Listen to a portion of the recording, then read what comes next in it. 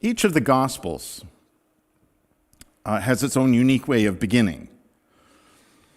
Luke and Matthew begin with an origin story for Jesus, the birth narrative. They're different. The characters are essentially the same, but, well, there are different characters too, but they're unique in the way they tell this story. And then Jesus is baptized and he moves on into his ministry. Mark begins with that baptism story. He begins with John and Jesus being baptized, and then Jesus moves on into his ministry. The Gospel of John's different. The Gospel of John takes us right back to the beginning. The Gospel of John begins with the Word that was at the beginning, at creation, and how the Word has become flesh and walks among us. And then he introduces John, who introduces Jesus, and the very first thing that Jesus does, the very first action that Jesus does, he goes to a party. It's a wedding party, too. Like, it's not just any old party, it's a wedding. And in those days, I mean, I wasn't there, but I understand that in those days, a wedding was a huge deal. I mean, it still is. It's a huge deal for the whole community. Like, everybody in the village would come. And it would last a week, which is not surprising given that the betrothal has to last a year and there's a whole bunch of other stuff. But the point is the party is a week-long event where everybody comes and they bring stuff. It's like a giant potluck. And potlucks are the best.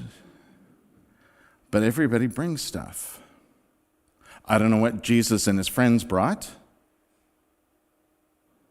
I'm sure it was something delicious. But everybody brings stuff. And they ran out of something. They ran out of wine. So Jesus turns the water into wine. Just one sec here. And not only does Jesus turn the water into wine, but it's the good stuff.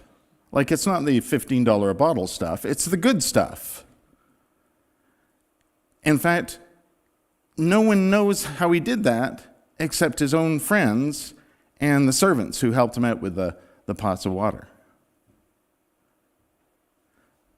The very first thing Jesus does in the Gospel of John, he goes to a party and he turns water into wine. So let's just be clear about that. Because I think if you believe that Jesus sat in the corner, was a wallflower who sat in the corner, didn't do anything, and his friends sort of sat around him, he probably looked solemn the whole time.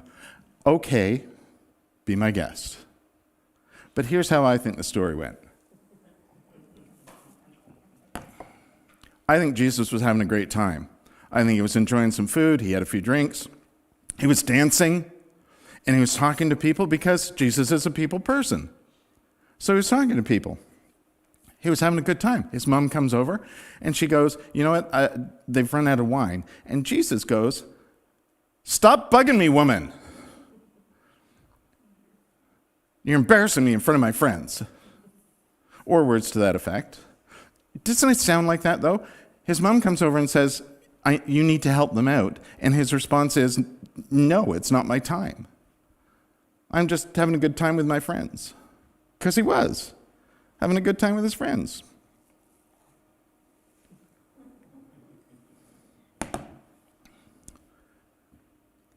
But then he tells the servants to fill some pots with water, and he turns the water into wine.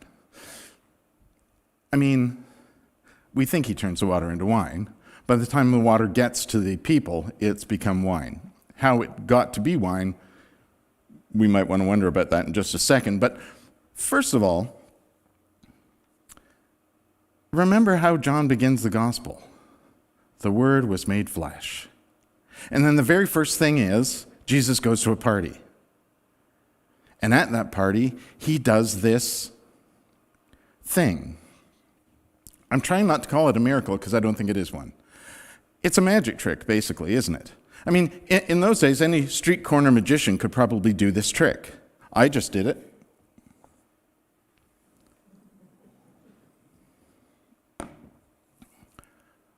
that was water when we started. This is why John calls it a sign, is that the point isn't the miracle, which it wasn't. It was a magic trick. That's not the point.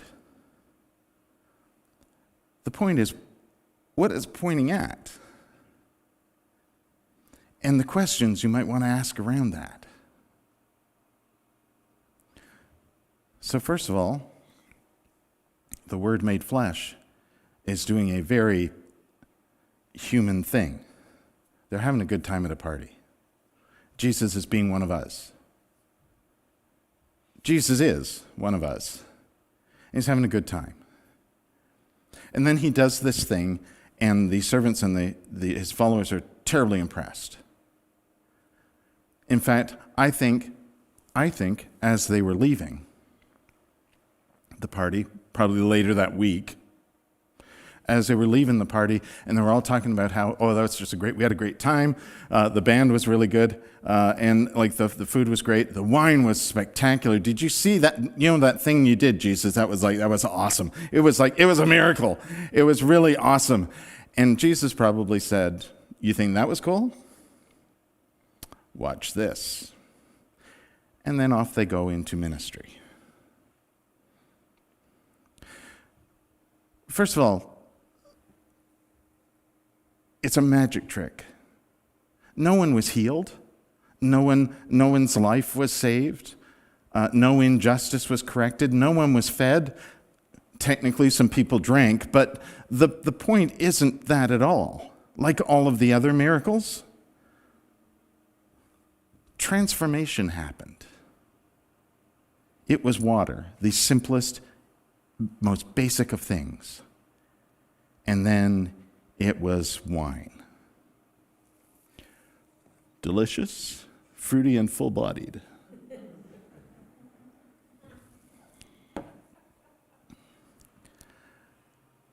It was something special suddenly.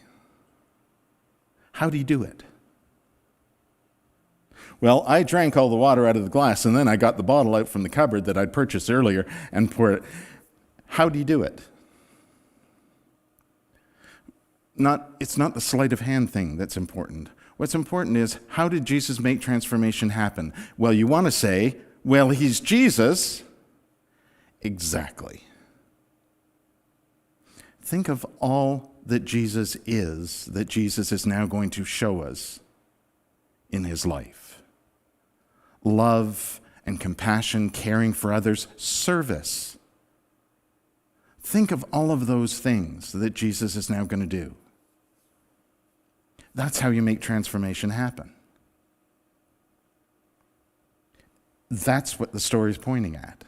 Look at what Jesus does and how does he do it. He makes transformation happen with love.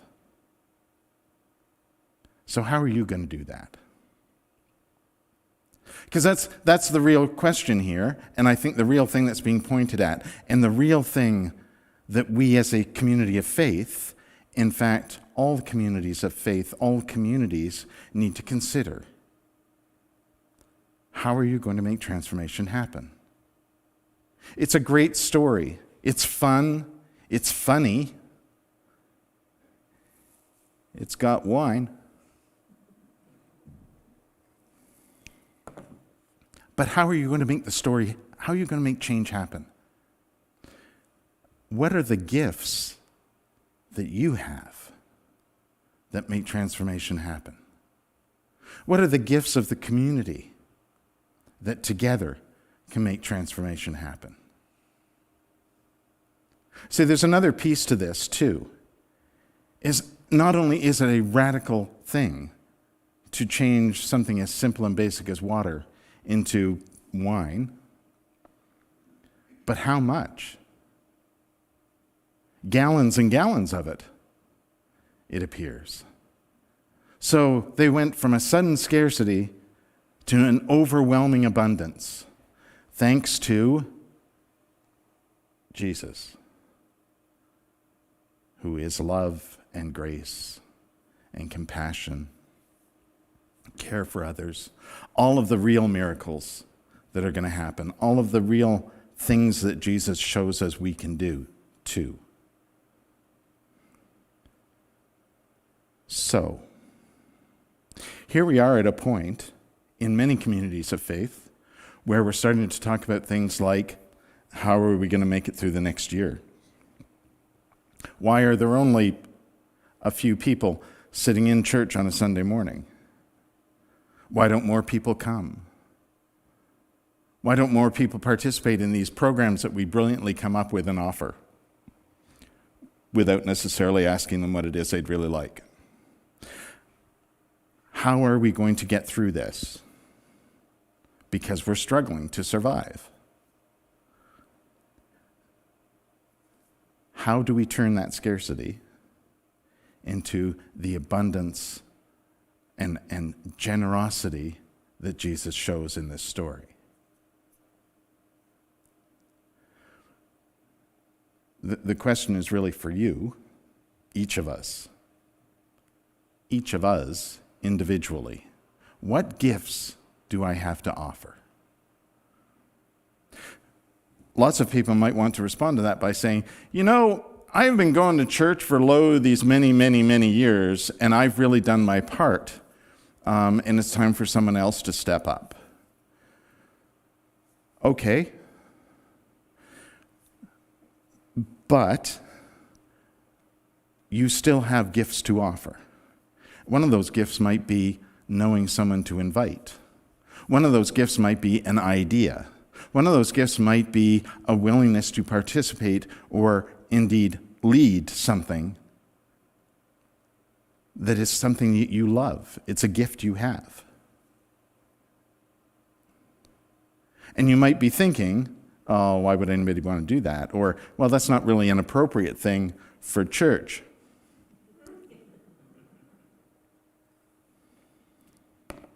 But that's, again, the point of the story. How ridiculous is it that the story of Jesus would begin with, he goes to a party and turns water into wine? Compare that to all of the rest of the story. How ridiculous is that? It's not ridiculous, it's just radical. So maybe it's about time we did that. Maybe it's about time, instead of thinking, oh, that's not appropriate, or we've never done that before, or we did that 10 years ago and it didn't really work. That was 10 years ago. What about now? What would work now? Maybe your gift is talking to people in our community and asking them what the church can offer them, or indeed if they feel the church can offer them anything. It would be great to know that too. But we won't find out unless somebody asks them.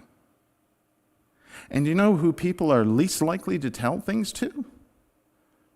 The minister, the chair of the board, anyone in an official capacity acting on behalf of the church. Who they'll talk to is their friend, and there's a gift right there. There's a gift right there.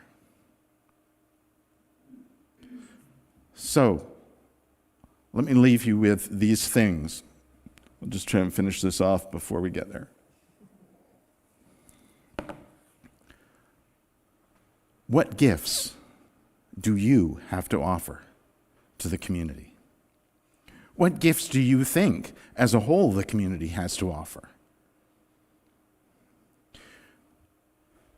Have you taken the opportunity to ask someone you know, ask a friend? Stop someone on the street and ask them what might be meaningful to them from the church.